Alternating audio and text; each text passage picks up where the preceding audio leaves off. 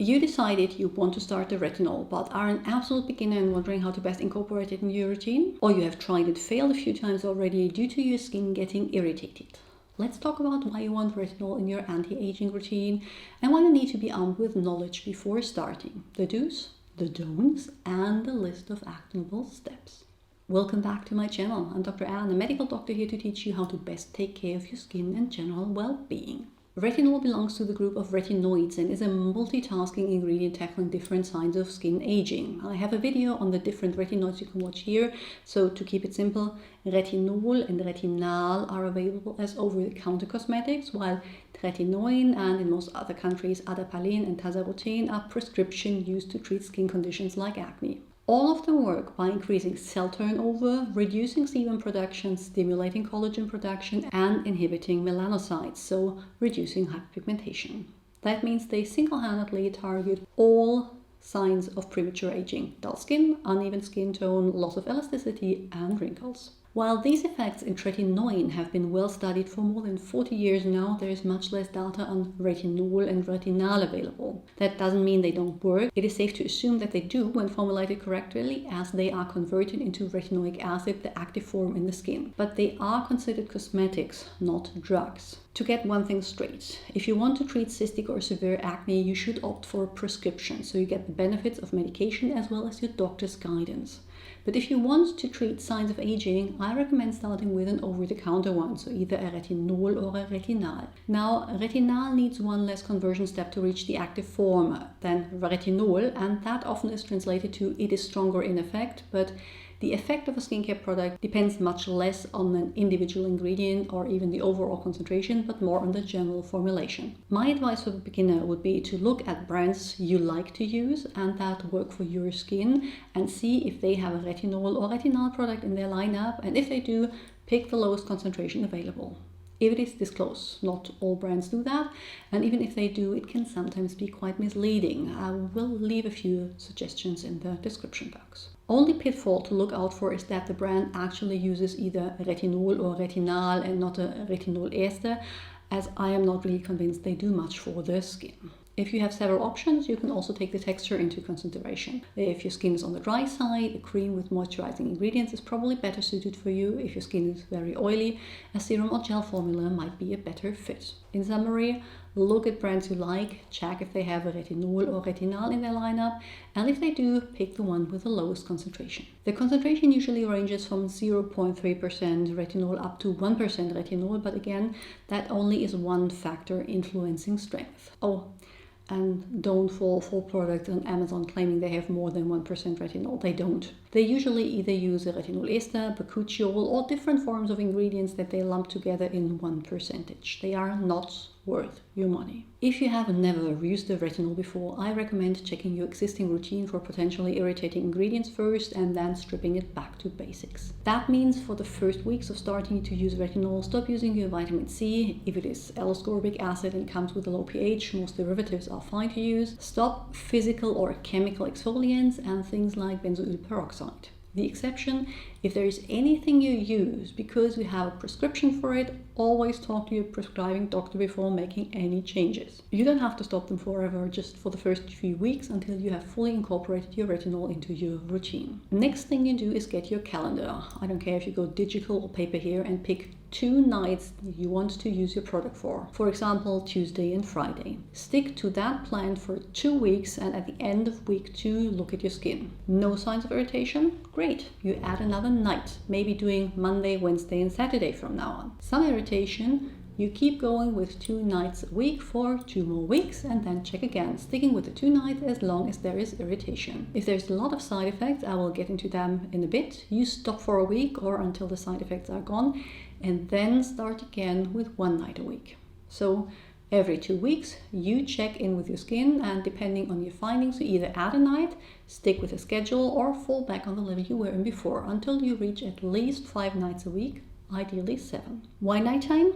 Retinol as an ingredient is photosensitive, meaning it degrades in UV light. That doesn't mean it will do the same once formulated into a product, but to be safe, using it at night is the best approach. If the brand tells you it can be used in the mornings as well, trust them and see where it best fits your routine. But remember, Once a day is enough, no need to use it twice. And use it on clean, dry skin, so after cleansing and after letting your skin dry completely. Once you've reached 5 to 7 days without irritation, you have different options on how to proceed. You can either leave it at that frequency and concentration and reintroduce the things in your routine you paused before, like your vitamin C, or only if needed, your exfoliants. Or you decide you want to increase the concentration and start building that up, which essentially follows the same plan you followed before, just that now you switch one night of your regular concentration for the stronger one, then 2, then 3, until you have fully replaced your initial concentration. Again, always re-evaluating your skin after 2 weeks for irritation. 2 pitfalls here though. You can only safely compare the concentration from the same brand.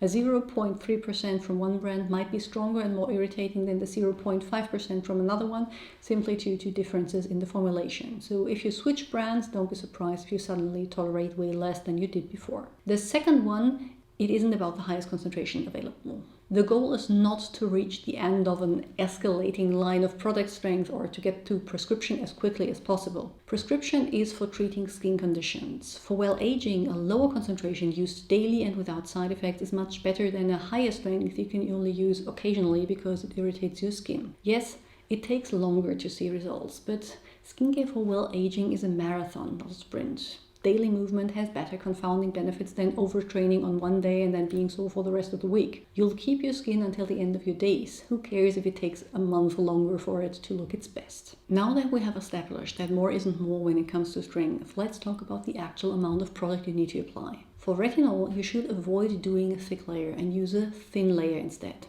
Again, more product equals more irritation, not more results here. Of course, the lower the strength, the more forgiving it is, but to be safe, I recommend the following approach. Squeeze out a pea-sized amount, or if that is easier to visualize, use a line that reaches half of your finger digit. Dot that on your face, avoiding the eye area, the nasal labial fold, and the area right around your mouth, and then start spreading it over your face. I always apply it in an outward motion and then use the leftovers to take it on this central area of my face. The reason I recommend doing it this way is that the skin around the eyes and on your lips is quite thin and more prone to irritation, and that depending on the depth of your lines here, product could pool in them, increasing the risk of irritation. I know it doesn't feel like applying enough, but trust me on that, it is enough and can stay that way forever. I have mentioned retinol side effects and irritation a few times already, so let's talk a little bit of what they actually are. Retinoids increase cell turnover, which can manifest in your skin starting to get flaky. They also reduce sebum production, which can lead to your skin getting drier. And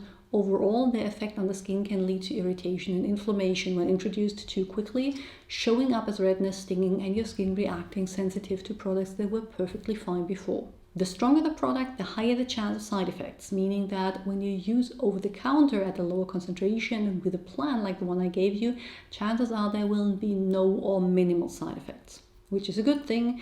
You want to avoid your skin getting irritated. No side effects does not mean it isn't working. The goal is to build up your tolerance while never experiencing side effects. But if they are there, focus on gentle cleansing, a moisturizer with barrier supporting ingredients, and adjust your frequency according to the plan. Don't simply push through. You probably have heard about purging as something that needs to be expected when using retinol, but I can tell you it is much less common than social media will make you believe, and quite unlikely with over-the-counter retinol introduced slowly. I have a whole video dedicated to it here if you want to learn more, but unless you are starting straight with prescription to treat your acne, you probably don't need to worry. A common mistake I see is people giving up on retinol way too quickly, either because of irritation or because they feel it isn't working for them. If the latter is you, let me tell you, patience is key here. As someone that lacks patience in almost every aspect of their daily life, I understand how difficult that is. But to see results with your retinol, you will need to wait at least 12 weeks, and even then you'll need proper before and after pictures in consistent lighting to notice them. The effects of retinol on your skin are slow but mighty over the years, and they will keep on giving, making your skin look better year after year. Within reasonable expectation, of course. To reverse age, you will have to stick to more drastic measures like surgical intervention or bathing in the blood of virgins, whatever was more your style. There are a few ingredients you should avoid when starting a retinol, and they can easily be summarized as potentially irritating ingredients. Think benzoyl peroxide, ascorbic acid, and chemical exfoliants like AHAs. Once you have adapted to your retinol, you can of course reintroduce them slowly and if needed. My skin needs way less exfoliation since I started using the retinol. Still, I would spread them out to different parts of the routine, like the vitamin C to the mornings and the retinol to evening. Every skin is different here, so feel free to experiment. Similarly, there are ingredients that work exceptionally well with a retinol. First and foremost, niacinamide that reduces the risk of irritation. And of course, sunscreen. In part because your skin gets a little more sensitive to the sun when you're on the retinoid, but mainly because UV exposure is the main driving factor for skin aging, and there's absolutely no point in using a retinol to tackle signs of aging without protecting your skin in the first place. As for the rest, anything that works well for you in calming skin is also a good idea. Think ceramides, Centella asiatica extract, or for some, azelaic acid. Again, see what works best for your individual skin. If you get irritation despite following the plan I gave you, there are a few more things you can do. First, double check your routine if you overlooked something potentially irritating. The washcloth you use to cleanse your skin, and that is a physical exfoliant, is a common culprit. Then try if adding a layer of basic moisturizer before applying your retinol as buffer will give you relief. Experiment with a different brand or a different texture, one with more moisturizing base for example. And if none of that works, don't fret. Yes, retinol is an amazing multitasker to tackle signs of aging, but you can look absolutely stunning even if you never use the retinoid in your life.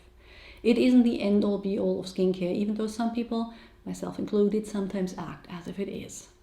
Protect your skin from the sun and moisturize. That really is the foundation of it all. And then have fun with all the other stuff there is on the market. Your life and your skincare are meant to be fun, not stress. And if you enjoyed this video, you will most likely enjoy the ones I linked on the screen here. Don't forget to check the description box for everything I offer. Like the video and subscribe to this channel so you don't miss further uploads. See you soon. Bye.